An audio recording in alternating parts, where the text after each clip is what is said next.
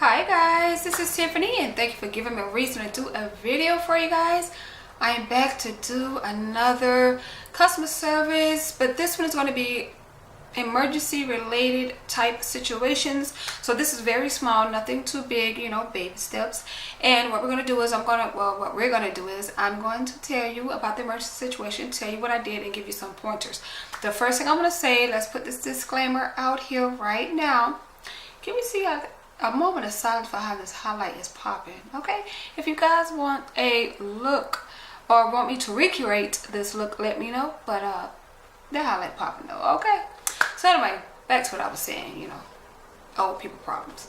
But anyway, I'm going to tell you about the situation, give you some pointers, but one thing I'm going to do is give you a disclaimer. The disclaimer is every company, if you're a flight attendant or if you're not a flight attendant, whatever the case may be, the fact of the matter is every company has their own way of handling situations. So please don't assume that whatever I say is golden. Go by your policies and procedures of your company. I'm by the airport, sorry. And the only thing I can say that's the same across the board is safety. Secondly, and the second, oh my God, I'm talking so fast. The second thing is not only safety, but communication is the same across the board. So communication between you, the customers, the flight crew, your team members. So that's the same across the board. Safety and communication. Because safety, you have to make sure that the scene is safe, and communication, you have to make sure that you communicate. So let's get into this simple scenario of an emergency situation, and I'm gonna tell you like how I handle it and some pointers, and because you guys know I'm always here to help. So let go. So I'm sitting in the aft galley. We can't use our phones anymore, unfortunately. So now we have to read a book, or forced to interact. And if this person has attitude, or they're not the talkative type, or they talk a lot, or they complain, good luck with that. But I ended up having a really good person in the back. So we're sitting in the back, we're relaxing. I'm reading a book. She's, looking at a magazine, and we're just relaxing. Someone's in the bathroom taking a long time, but it's not like we're timing them, but of course they're taking a long time. This young lady gets up. She's standing there at the edge of the carpet waiting to use that restroom, and she looked as if she wasn't feeling well. So I just kept looking at her because my jumpsuit was this way, but I was kind of turned this way. So I'm looking at her, making sure she's okay, and she was like, I'm not feeling well, I think I have to throw up. So I give her a little bag, a little vomit bag, and then I was like, let's give her a bigger bag just in case it starts going everywhere. At least she'll have a big bag. So we're standing there waiting. I said, it'll be one moment, ma'am, he'll be right at the bathroom. I guess he took too long. She knocked on the door. So I was like, it's okay, baby, he's coming. I said, I promise you, he's almost out. I said, just hold on to the bag and they will be right out, I promise. By the time I said that, she passed out, like fell face forward. I jumped up, I caught her before she hit her head that hard. She did fall on the floor, but I grabbed her shirt and grabbed her arm, so she kind of tapped the floor a little, not too hard. She was this close from the edge of the cart. And if you don't know about the carts on the plane, they weigh like hundreds of pounds. They're very heavy, and she was right at the edge where the lock was, which could have been like very, very, very bad. She could have bust her skull open. So just a blessing that she was this close from hitting that. We immediately jumped up, laid her flat. She didn't completely pass out. She just was like lightheaded, and she kind of passed out. She still was coherent, so she wasn't like completely out. So she was aware of her surroundings, and immediately we started asking questions like, hey, you say you were feeling lightheaded. You say you were about to throw up. Did you eat something before you came on? Did you drink? Did you take some type of medication? Where are you sitting? Are you here alone? Are you traveling alone?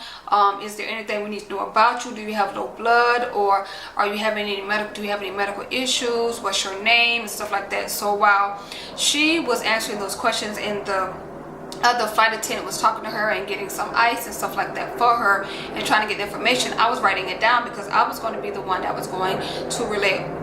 Sorry. Okay.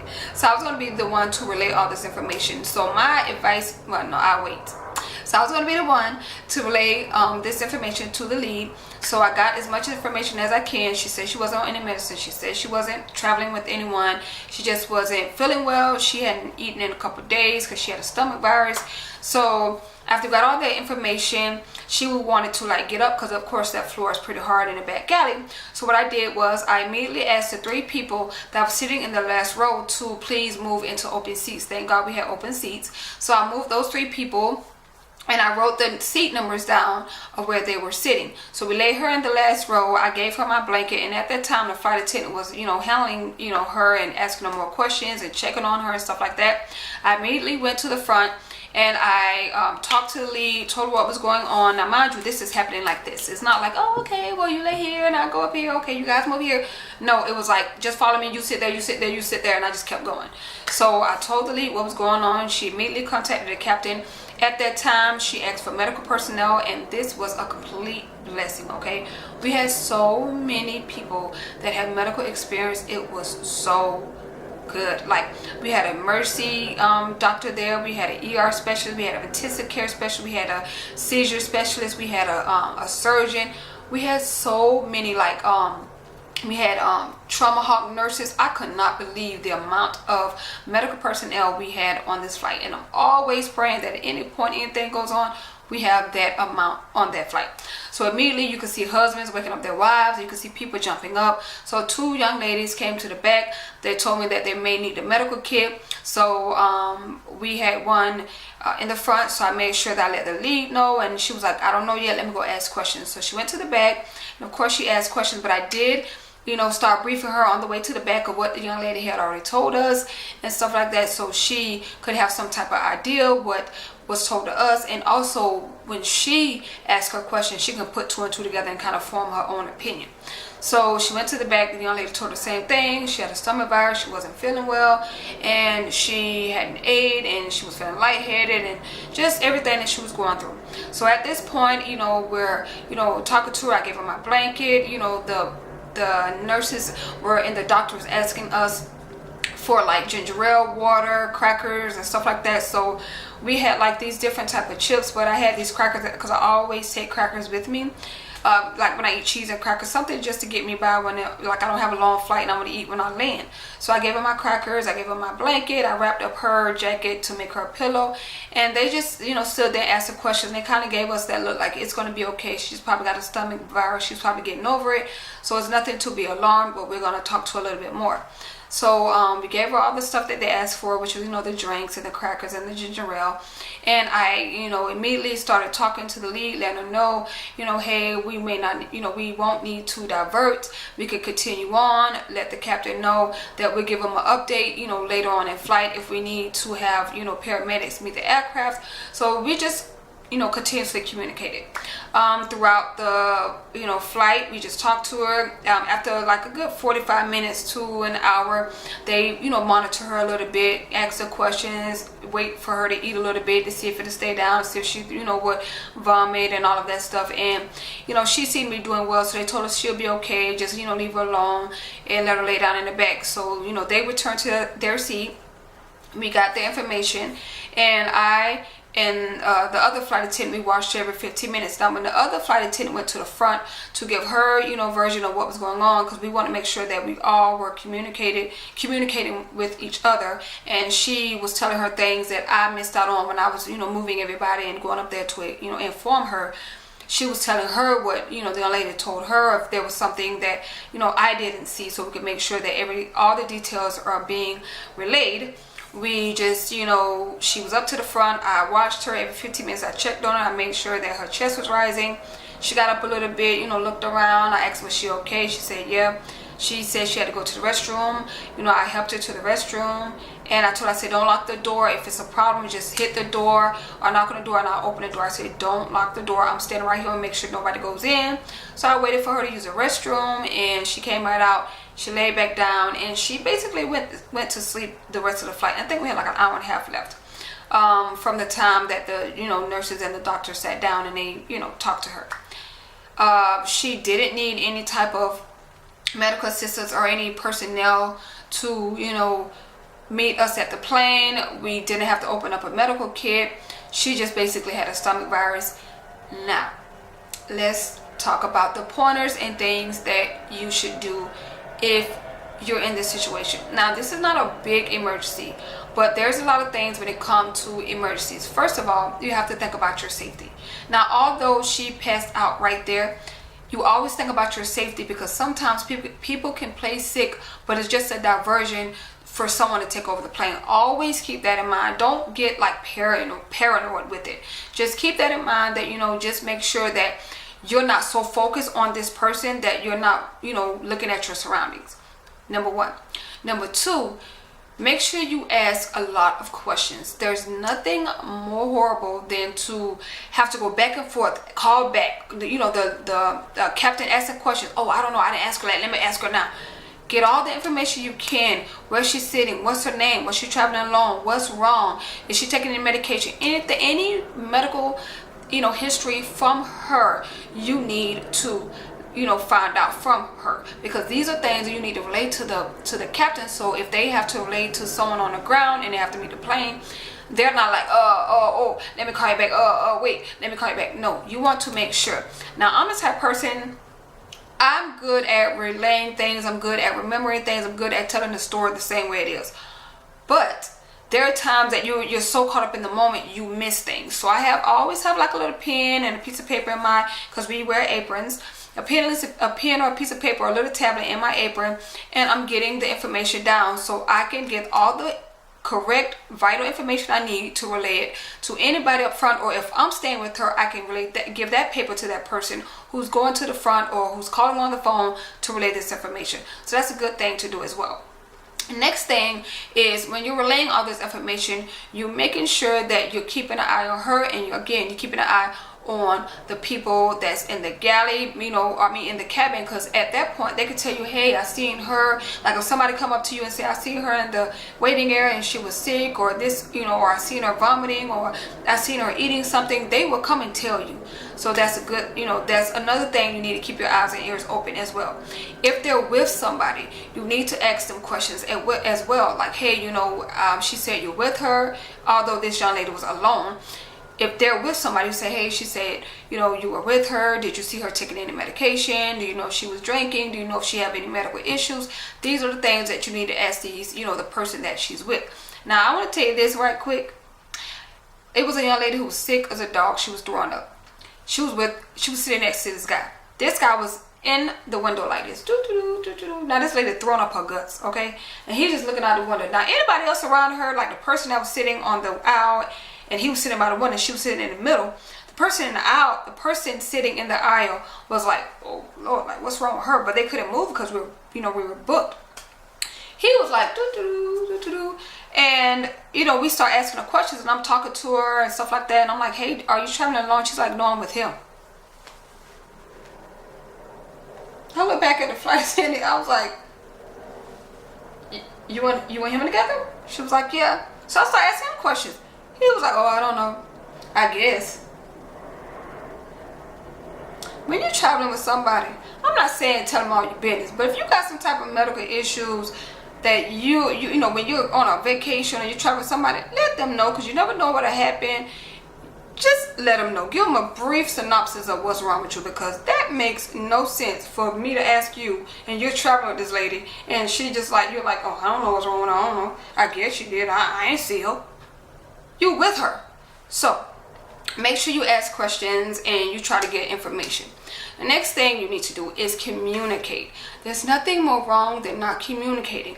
Don't go in the back or in the front or wherever the incident happened and you're not communicating with your crew members. That's in the front and in the back. Because wherever the situation happened, if someone gets busy in the back, at least the person in the front knows and they can keep an eye out, and vice versa. You never want to be in the back. Like, we would be so wrong if we were in the back handling this young lady. The leader's in the front reading her magazine because she doesn't know what's going on, and then I tell her after the doctors talk to her and say, oh yeah, she's fine, you know, it is what it is. Or I get on the PA and say, hey, is there anybody, you know, is there any medical personnel on board? And she's in the front like, medical personnel, what's going on? Always communicate. Not only that, you have to the lead, or however it goes at your job, has to communicate with the captain, because remember, they may have to ask someone to meet the aircraft. So make sure you always communicate and keep your eyes open, pay attention, and make sure that you be aware of your surroundings, because you never know if it's just a diversion for someone to hijack the plane or to do something else. So always keep your eyes and ears open. Now, when I was talking to her, throughout the flight, even though the doctor said she was fine, I still made sure I checked on her. I made sure she was still breathing. I tapped on the shoulder and woke her up a couple times. You okay, baby? Yes, okay. Because I don't want her in the back like, oh yeah, she's fine, the doctor says she's fine. And then the girl pass out again, have a seizure, down asleep. So always, just check on them. Don't assume just because the doctor say she's fine, you done. No, you're not done. You're not done till you get on the ground and this girl walk off. There was no need for her to have any type of medical assistance, so she was fine by the time she got on the ground, because the soda helped her stomach, the chips, the crackers helped her stomach.